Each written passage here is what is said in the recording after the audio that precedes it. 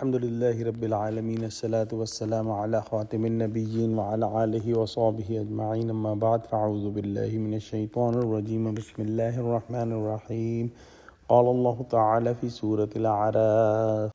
ثم بدلنا مكان السيئة الحسنة حتى عفوا وقالوا قد مس آباءنا الضراء والسراء فأخذناهم بغتة وهم لا يشعرون.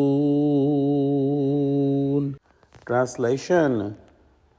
Then when we changed hardship or evil with prosperity or good until they increased in numbers or prosperity, they forgot our favor and said, verily our forefathers were also touched by hardship and prosperity. Then we seized them suddenly when they did not perceive.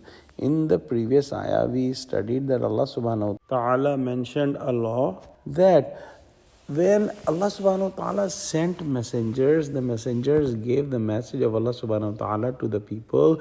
And when the people rejected the message, Allah subhanahu wa ta'ala gave them some hardships and trials like disease or hunger or drought, so that they can revert, they can come back, and they can repent to Allah subhanahu wa ta'ala. However, when they did not do these things, Allah subhanahu wa ta'ala removed the hardship, and Allah subhanahu wa ta'ala gave them more risk, and gave them more prosperity, and gave them more children, so that they can be thankful to Allah subhanahu wa ta'ala, and they can connect to Allah subhanahu wa ta'ala in this way. We must remember that the hardship and prosperity both are the different tests from Allah subhanahu wa ta'ala. In hardships, one should be patient and should be asking for ease from Allah subhanahu wa ta'ala. And when Allah subhanahu wa ta'ala give them prosperity, they should remain thankful. However, if the people where the messengers were sent did not do things, and Allah subhanahu wa ta'ala gave them the prosperity, they would say that our forefathers were also inflicted with these hardships and these trials.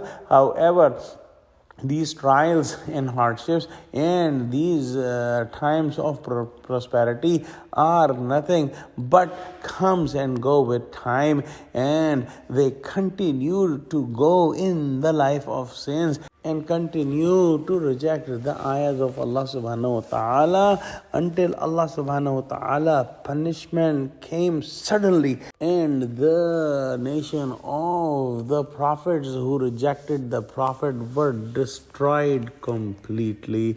Let's pray that Allah subhanahu wa ta'ala give us true understanding of Quran, connect us with the truthful people, and make us steadfast on the straight path. Ameen. Wa akhiru da'wana alhamdulillahi rabbil alameen. Assalamu alaikum wa rahmatullahi wa barakatuhu.